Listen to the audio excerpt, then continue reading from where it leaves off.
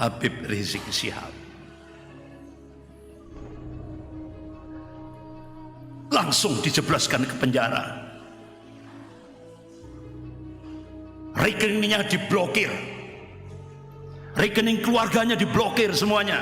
Jadi kader-kader komunis yang sekarang duduk di parlemen dan duduk di pemerintahan melakukan balas dendam lewat kekuasaan terhadap Islam, kaum muslimin dan ulamanya. Kalau dulu musuh terbesar Pancasila adalah PKI dan penista agama. Sekarang penista agama dibiayai oleh negara. Bahkan statement yang kedua minta umat Islam seluruh Indonesia untuk mencampakkan Al-Quran dan As-Sunnah, diganti dengan konstitusi. Tinggal nunggu giliran untuk dibubarkan. Yang nanti ujung-ujungnya Islam akan dihabisi di Indonesia. Kita umat Islam yang mayoritas di Indonesia ini sudah diperlakukan menjadi tamu di rumah kita sendiri. Padahal itu kan gagah-gagah semuanya, pakai pangkat semuanya. Siapa yang merubah dasar negara Republik Indonesia adalah musuh kami. Nah, itu saya sampai sekarang kita cari kok enggak muncul itu. Aneh ya. Dasar negara mau dirubah. Pancasila mau dirubah jadi Trisila Ekasila. Saya tanya, separatis OPM yang telah membantai kalangan sipil, TNI Polri, apakah bisa disebut radikal atau teroris?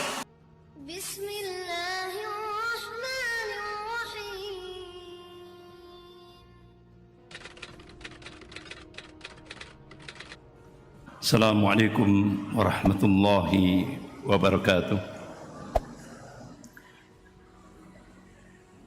Innal hamdalillah nahmaduhu wa nasta'inuhu wa nastaghfiruh wa na'udzu billahi min shururi anfusina wa min sayyiati a'malina. May yahdihillahu fala mudilla lahu wa may yudlil fala hadiya lahu. Asyhadu an la ilaha illallah wahdahu la syarika lah wa asyhadu anna Muhammadan abduhu wa rasuluh. Ya ayyuhalladzina amanu taqullaha haqqa tuqatih wa la tamutunna illa wa antum muslimun. Ya ayyuhan nasu taqu rabbakum alladzi khalaqakum min nafsin wahidah wa khalaqa minha zawjaha wa batha minhuma rijalan katsiran wa nisaa'a. Wattaqullaha alladzi tas'aluna bihi wal arham innallaha kana 'alaikum raqiba. Ya ayyuhalladzina amanu taqullaha wa qulu qawlan sadida yuslih lakum a'malakum wa yaghfir lakum dhunubakum wa may yuti'illaha wa rasulahu faqad faza fawzan 'azima. Amma ba'd. Fa inna asdaqal hadis kitabullah wa khairul hadi hadi Muhammadin sallallahu alaihi wasallam wa syarrul umur muhdatsatuha wa kullu muhdatsatin bid'ah wa kullu bid'atin dhalalah wa kullu dhalalatin finnar. Ma'asyiral muslimin rahimakumullah, kembali kita membahas tentang masalah ummah, problematika umat Islam kontemporer atau kekinian, sebagaimana Rasulullah sallallahu alaihi wasallam mengingatkan kepada umatnya. Qala Rasulullah sallallahu alaihi wasallam, man asbaha bi amril mu'minin falaysa minni. Hadis sahih rawahu Ahmad. Jadi barang siapa yang bangun pagi hari dia tidak peduli terhadap problem-problem umat, Rasulullah menegaskan falaysa minni, mereka bukan golonganku. Alangkah ruginya kita hidup sekali di dunia ini tidak digolongkan pada golongan Rasulullah sallallahu alaihi wasallam. Oleh karena itu malam hari ini kita mencoba untuk mutabba'ah, ittiba, kepada Rasulullah sallallahu alaihi wasallam, minimal kita memikirkan umat. Ya, itu insya Allah dapat pahala.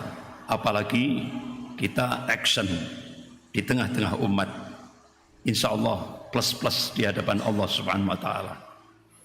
Bahkan sampai ketika saat Rasulullah menghadapi sakaratul maut, terucap dalam ucapan beliau, ummati, ummati, ummati.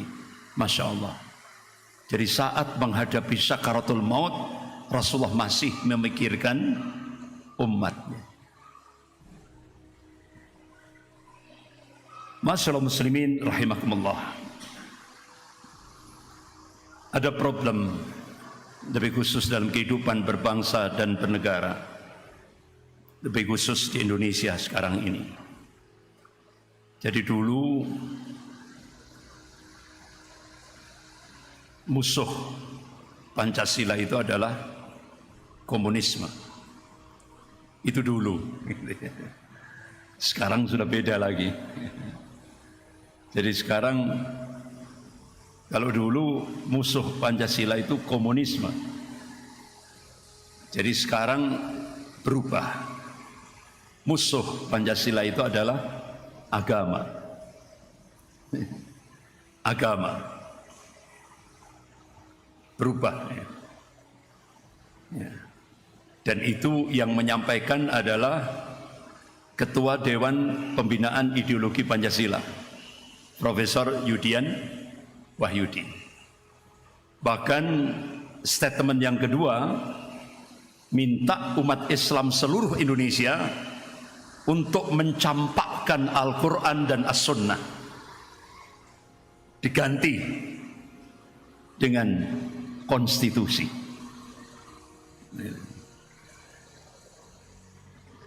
Berani ya? Nah, kira-kira menurut antum itu spektakuler, ya kan? Spektakuler. Statement seperti ini luar biasa, benar-benar mengagetkan kaum muslimin. Tapi banyak umat Islam yang tidak kaget. Aneh kan ya? Banyak umat Islam yang tidak kaget. Nah, karena yang menyampaikan ini mantan rektor UIN Sunan Kalijogo, Yogyakarta. Ya, kalau yang menyampaikan itu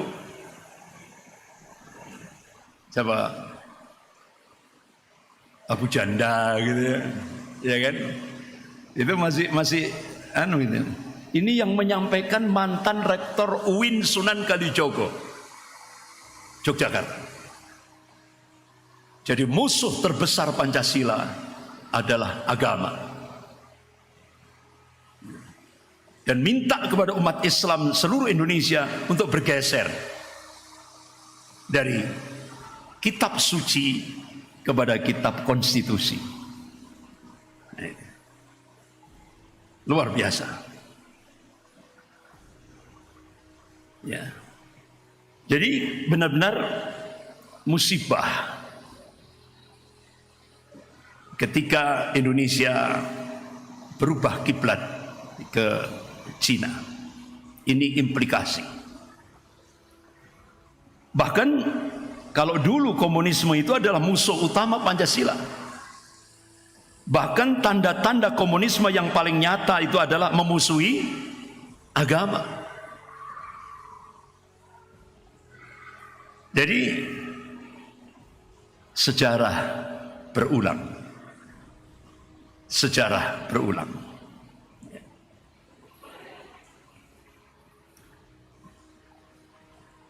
Masyaallah muslimin rahimakumullah. Kalau dulu musuh terbesar Pancasila adalah PKI dan penista agama.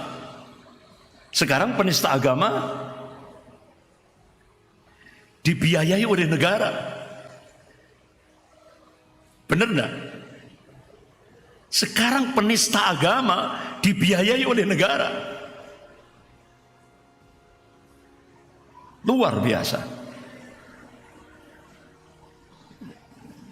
Sehingga ketika Abu Janda melecehkan Islam,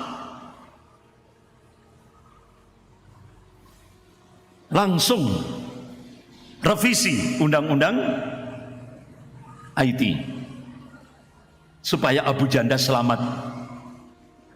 Dan akhirnya gayung bersambut, Kapolri langsung memberikan statement, Abu Janda cukup minta maaf saja, bebas dari delik pidana. Walaupun dalam undang-undang pidana itu ada undang-undang pidana KUHP pasal 156A tentang penodaan agama. Jadi hukuman maksimal 5 tahun penjara. Tapi itu tidak untuk Abu Janda. Cukup minta maaf. Tapi yang korban 700 lebih yang dijebloskan ke penjara tanpa prosedur hukum, ya kan? Langsung karena kena undang-undang IT, ya kan? Langsung masuk. Di antaranya santri Dalwa, pondok pesantren Darul Lughah di mana ini?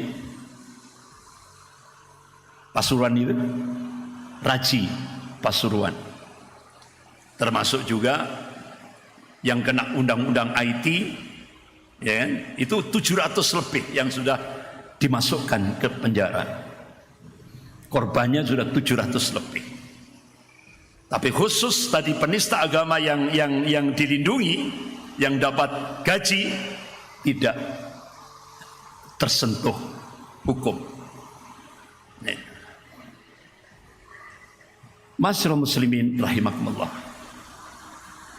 Bahkan gerakan peminggiran agama akhir-akhir ini sangat benar-benar terstruktur, sistematis dan masif sekali. Gerakan peminggiran agama. Ya.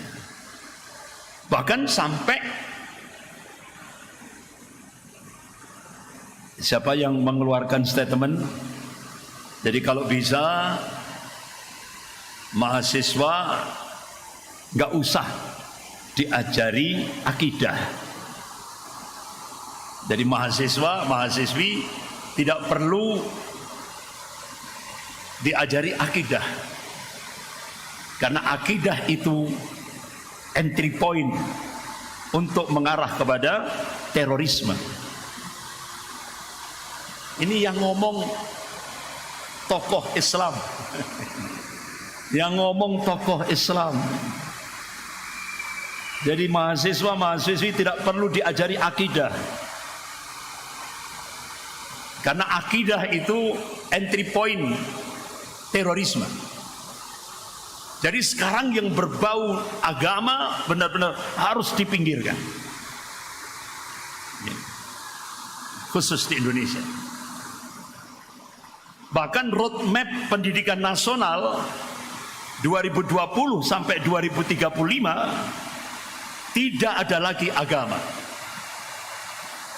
Sehingga ketika dua ormas besar, yaitu Majelis Ulama Indonesia Pusat, Muhammadiyah, bertanya kepada Mendikbud Pak Nadiem Makarim, ini pertanyaannya sampai hari ini belum dijawab.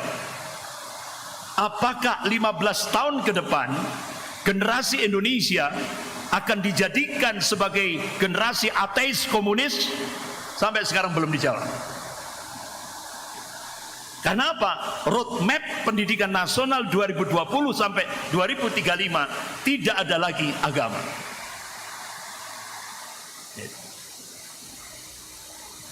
Makanya Dr. Abdullah Hehamahua, mantan ketua penasehat KPK, minta kepada ormas-ormas Islam siaga satu. Kenapa? Kok siaga satu? Tinggal nunggu giliran untuk dibubarkan. Yang nanti ujung-ujungnya Islam akan dihabisi di Indonesia. Ini yang ngomong Dr. Abdullah Hehamahua. Minta kepada ormas-ormas Islam untuk siaga. Tinggal nunggu giliran. setelah HTI, FPI, Muhammadiyah, MUI, terus tinggal yang lain-lain. Jadi harus siap itu. Bapak-bapak, ibu-ibu yang dirahmati Allah, Profesor Salim Said, Guru Besar Ilmu Politik dan Militer Universitas Indonesia, beliau memberikan statement. Jadi kader-kader komunis yang sekarang duduk di parlemen dan duduk di pemerintahan melakukan balas dendam lewat kekuasaan terhadap Islam, kaum muslimin dan ulamanya. Kira-kira sudah terasa enggak? Kira-kira sudah terasa enggak? Nyata apa fiktif? Nyata. Nyata. Jadi bahkan penggelapan sejarah semakin masif sekali. Penggelapan sejarah semakin masif. Contoh, ya kalau yang ngomong ini tokoh sekuler gitu. Ini yang ngomong tokoh Islam. Ya. Tidak ada Indonesia kalau tidak ada Cina. Tidak ada Indonesia kalau tidak ada Cina. Dulu sudah pernah saya sampaikan, tahun 1944, 1 tahun sebelum Indonesia merdeka, yang pertama kali mendukung kemerdekaan Republik Indonesia siapa? Dulu sudah pernah saya sampaikan, fotonya sudah saya tayangkan ya. Mufti dari Palestina, Syekh Muhammad Amin Al-Husaini rahimahullah, dan Syekh Hasan Al-Banna rahimahullah dari Mesir. Baru setelah itu negara-negara Arab. Pertanyaannya, kira-kira ada enggak Cina waktu itu mendukung kemerdekaan Republik Indonesia? Tidak ada. Tidak ada dalam sejarah. Tapi sekarang digelapkan sejarah itu. Nah, ternyata Bapak-bapak, ibu yang dirahmati Allah, ketika kita melihat, apalagi sekarang era digital. Era digital itu kan apa ya? Sadis. Karena apa? Jejaknya tidak bisa dihapus. Jadi ternyata tokoh yang menyatakan tidak ada Indonesia kalau tidak ada Cina ini ternyata dapat menamplopi bin fulus itu 100 juta rupiah dari dubes Cina untuk Indonesia di Jakarta. Makanya dia memberikan statement lagi baru-baru ini. Yang membahayakan itu bukan PKI, tapi yang membahayakan Indonesia sekarang ini adalah radikalisme agama. Jadi komunis itu tidak membahayakan. Yang membahayakan justru agama.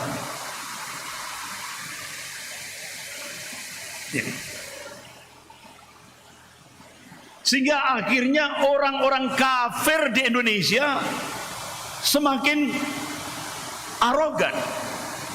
Contoh Ferdinand Hutahian.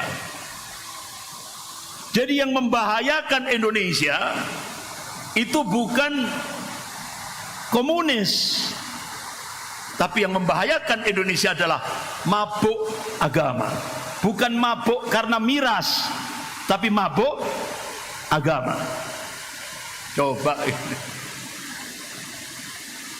Jadi kalau mabuk miras itu tidak apa-apa, kata orang kafir ini. Tapi kalau mabuk agama itu sangat membahayakan negara. Coba orang kafir sudah berani memberikan statement vulgar seperti ini. Berarti kita umat Islam yang mayoritas di Indonesia ini sudah diperlakukan menjadi tamu di rumah kita sendiri. Orang-orang kafir sudah dicabut rasa takutnya oleh Allah Subhanahu wa taala. Sehingga akhirnya kita seperti buih, tidak punya prinsip, tidak punya jati diri. Ini yang terjadi. Bapak-bapak, ibu-ibu yang dirahmati Allah. Jadi seringkali kita lihat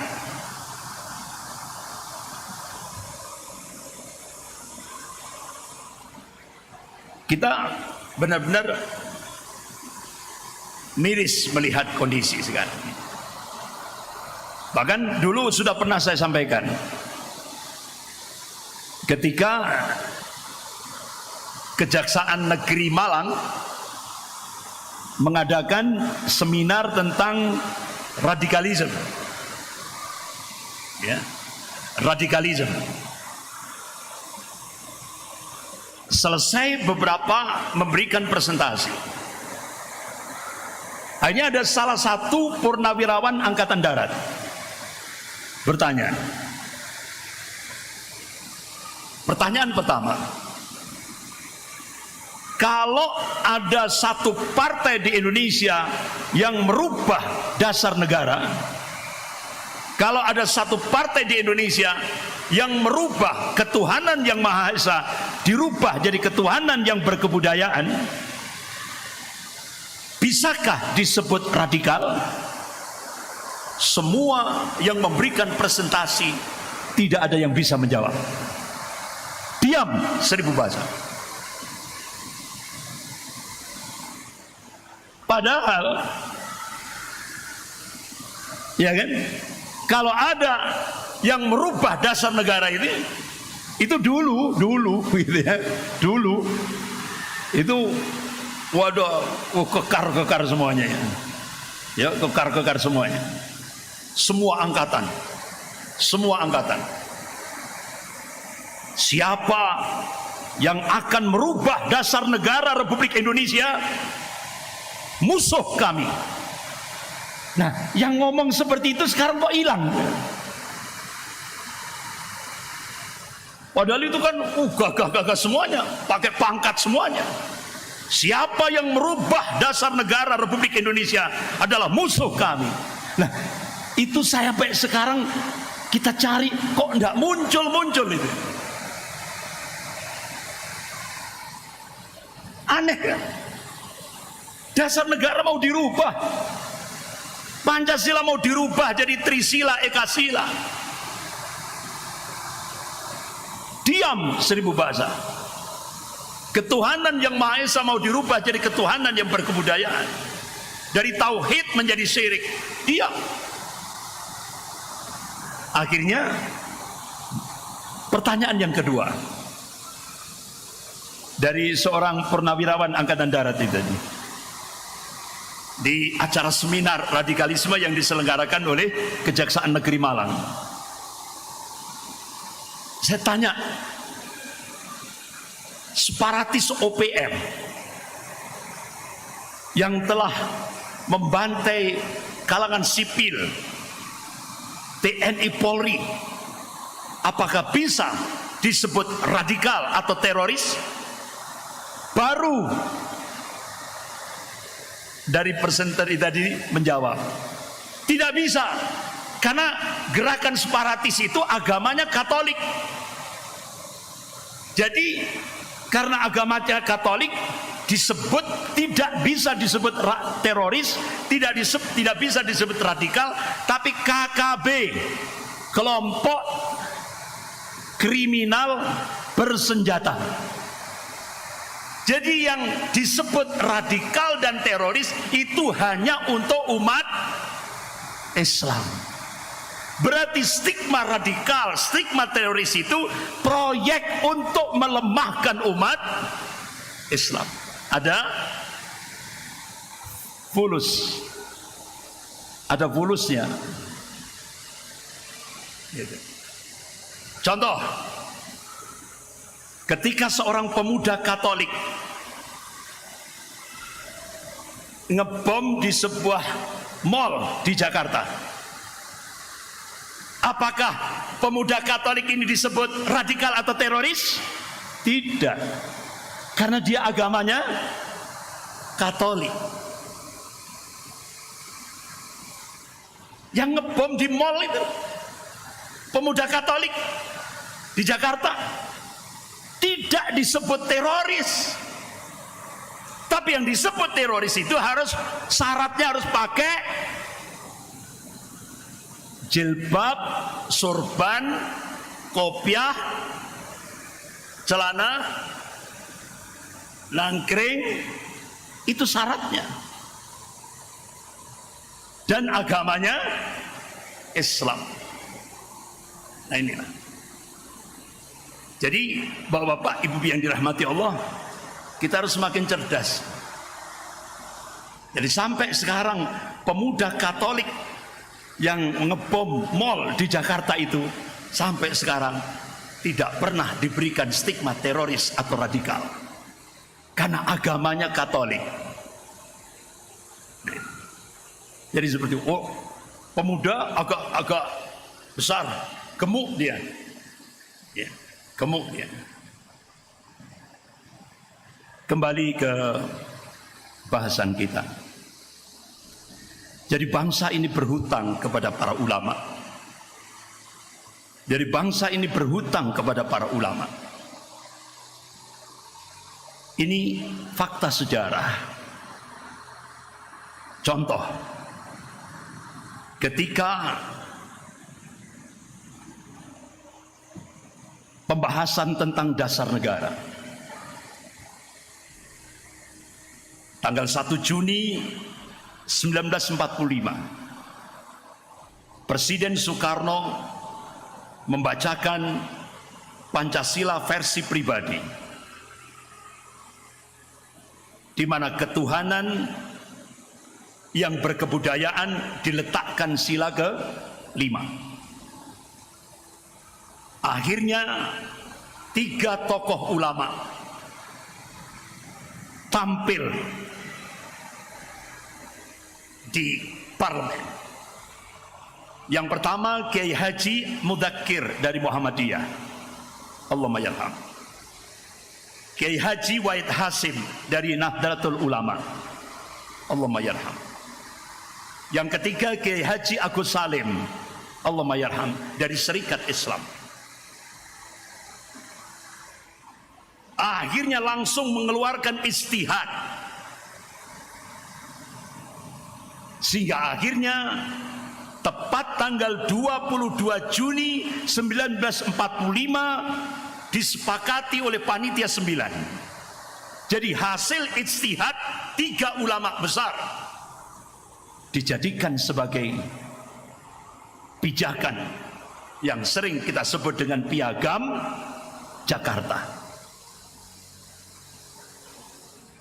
Kalau Rasulullah SAW mendirikan daulah Islamiyah di Madinah, yaitu dimunculkan Piagam Madinah, Indonesia dimunculkan Piagam Jakarta. Artinya ulama ittiba kepada Rasulullah SAW.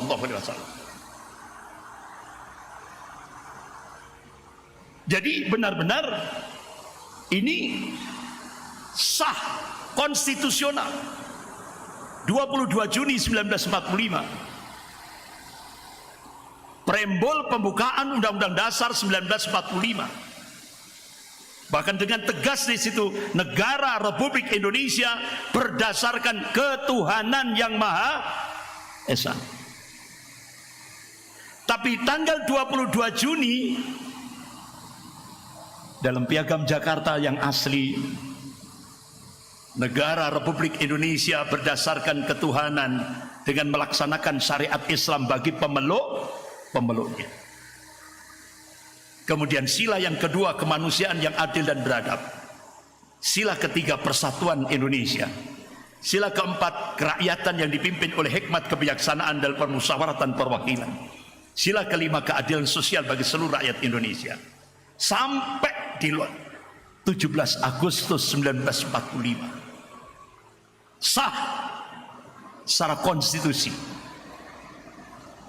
Tapi malam hari setelah proklamasi Republik Indonesia, tepatnya malam 18 Agustus 1945, kalangan umat Kristiani dari Indonesia bagian timur memberikan ultimatum lewat opsir Jepang kepada Bung Hatta. Kalau 7 kata dalam Piagam Jakarta tidak dihapus, umat Kristiani Indonesia bagian timur akan melepaskan diri dari negara Republik Indonesia. Sehingga akhirnya siapa yang dalam kondisi kritis seperti itu muncul untuk memberikan solusi dalam kehidupan berbangsa dan bernegara? Muncul 2 tokoh ulama. Yang pertama Bapak Kasman Singodimedjo, yang kedua Bapak Ki Bagus Hadikusumo. 2 tokoh ulama inilah yang beristihad sehingga akhirnya 7 kata itu dihapus. Berarti yang tersisa ketuhanan, titik. Akhirnya 2 tokoh ulama ini, yaitu Bapak Kasman Singodimedjo Allahumma yarham dan Bapak Ki Bagus Hadikusumo Allahumma yarham, langsung benar-benar beristihad, ditambah Yang Maha Esa, sehingga kewajiban melaksanakan syariat Islam bagi pempepenuhnya dicoret. Jadi syariatnya dicoret, diganti tauhid. Nah, syariat sama tauhid tinggi mana? Tinggi mana? Tauhid. Nah, itulah. Sehingga akhirnya tanggal 18 Agustus 1945 resmi konstitusi negara dalam preambul pembukaan Undang-Undang Dasar 1945 negara Republik Indonesia. Jadi langsung saya baca bawahnya itu, berdasarkan ketuhanan Yang Maha Esa, kemanusiaan yang adil dan beradab, persatuan Indonesia, kerakyatan yang dipimpin oleh hikmat kebijaksanaan dan permusyawaratan perwakilan, keadilan sosial bagi seluruh rakyat Indonesia. Ini konstitusional. Sampai puncaknya terjadilah perdebatan di konstituante, di parlemen, mulai 56 sampai 59. 56 sampai 59, 57 sampai 59. Perdebatan sampai akhirnya deadlock, sehingga akhirnya Presiden Soekarno mengeluarkan dekrit 5 Juli 59. Apa isinya? Presiden Soekarno menganulir kembali. Artinya dekrit 5 Juli 59 itu kembali kepada Undang-Undang Dasar 45 yang asli, dan Presiden Soekarno kembali menganulir Piagam Jakarta berdasarkan dekrit 5 Juli 59. Berarti itu sah sampai hari ini. Tapi inilah yang terjadi. Begitu merah menguasai Indonesia, akhirnya tahun 2016 dikeluarkan keputusan presiden. Dibalik lagi sejarah itu, kembali lagi Indonesia lewat keputusan presiden tahun 2016 yang dijadikan sebagai pijakan. Itu adalah Pancasila versi pribadi, bukan versi konstitusi. Sehingga akhirnya keputusan presiden yaitu Pancasila 1 Juni 1945 itu versi pribadi Soekarno. Sampai akhirnya dimunculkan undang-undang HIP.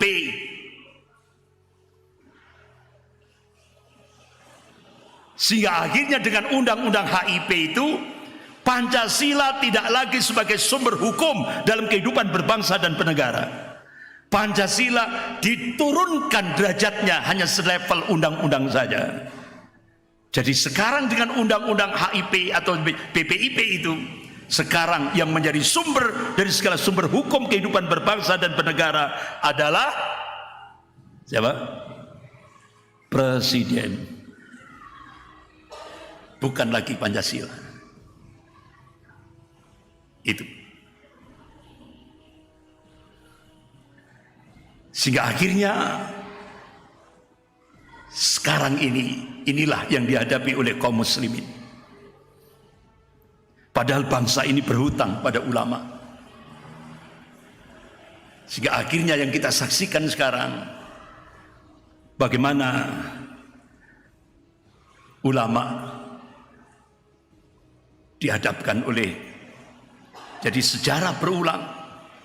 Kalau dulu Buya Hamka, Allahumma yarham, Buya Hamka ketika beliau menolak ideologi Nasakom, nasionalis agama komunis, beliau langsung dijebloskan ke penjara tanpa prosedur hukum 4 tahun penjara. Disiksa di dalam penjara, dirampas hartanya, disita harta beliau, ya kan? Disiksa di dalam penjara tanpa prosedur hukum. Nah, kira-kira sejarah itu berulang enggak sekarang? Kalau dulu Buya Hamka, sekarang siapa?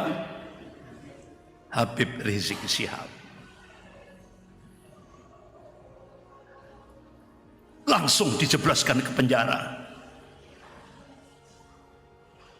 Rekeningnya diblokir, rekening keluarganya diblokir semuanya,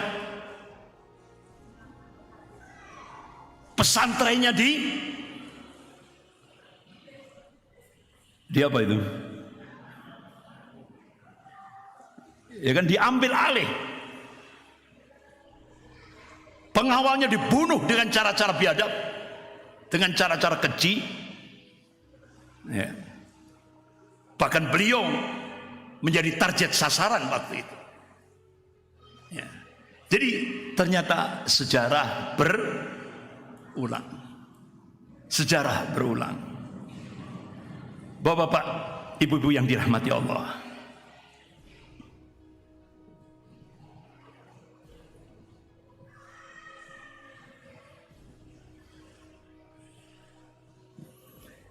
Coba ini.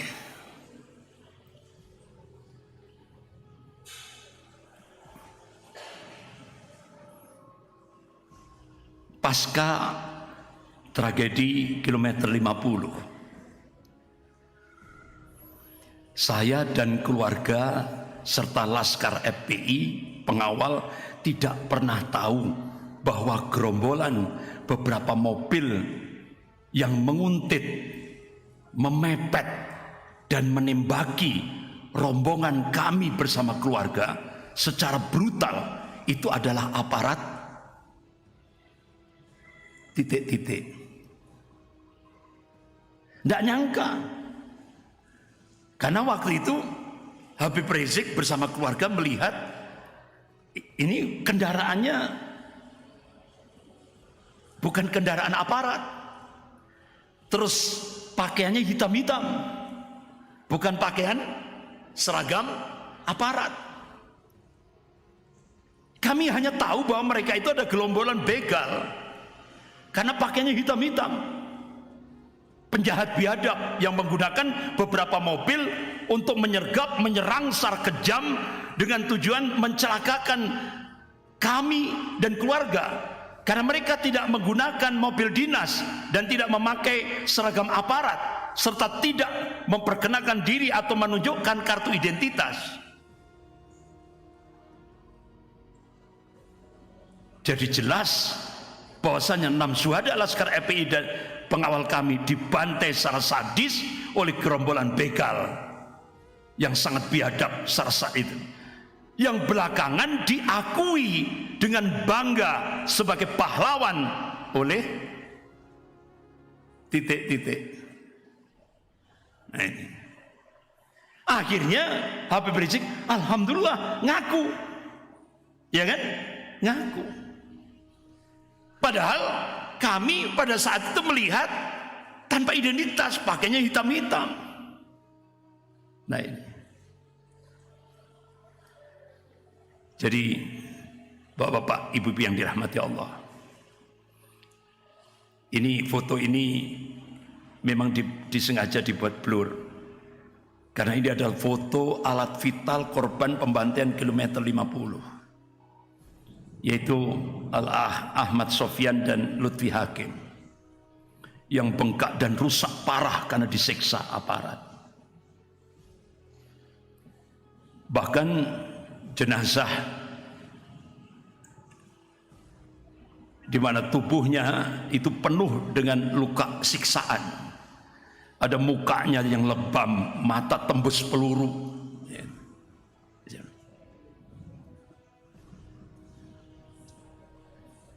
Oh ya. Jadi mukanya lebam, matanya tembus peluru. Jadi masih ada serbuk, berarti itu tembakan jarak dekat karena ada serbuknya. Jadi mata tembus peluru, kulit melepuh seperti terseret atau terbakar, kemaluan bengkak, kulit dubur melepuh, kuku terlepas, kepala retak, kulit tangan terkelupas. Tapi menurut Mahfud MD, Profesor Mahfud MD, itu bukan pelanggaran HAM. Itu bukan pelanggaran HAM. Jadi kalau model-model seperti itu bukan pelanggaran HAM. Terus kira-kira menurut Pak Profesor Mahfud tadi yang pelanggaran HAM itu yang bagaimana kira-kira? Jadi kalau seperti ini ya, seperti ini yang sudah banyak di medsos itu bukan pelanggaran HAM berat. Jadi kalau kacamata manusia yang punya iman itu sadis, Pak, keji. Tapi menurut Menko Polhukam Pak Mahfud MD itu bukan pelanggaran HAM. Kira-kira itu bahasa apa itu, Pak? Kira-kira bahasa apa itu? Ya. Bapak-bapak, ibu-ibu yang dirahmati Allah. Bahkan Dr. Abdullah Yahamahua mengungkap ada eksekutor lain. Sudah terungkap. Ada eksekutor lain yang membantai dengan sadis 6 Laskar FPI itu. Pendananya juga sudah terungkap. Yang pemberi dana sudah terungkap. Sekarang ada eksekutor lain. Ini. Insya Allah tahap demi tahap, biidznillah atas pertolongan Allah, kasus ini akan terungkap tahap demi tahap. Dan mudah-mudahan Indonesia dilindungi oleh Allah Subhanahu wa taala. Amin ya rabbal alamin. Saya kira itu dulu karena waktunya terbatas. Insyaallah kita lanjutkan waktu Ramadan berarti ya. Setelah Ramadan. Sekian kita akhiri. Astaghfirullahaladzim. Subhanakallahumma wa bihamdik, asyhadu an la ilaha illa anta astaghfiruka wa atubu ilaik. Wabillahi taufiq wal hidayah.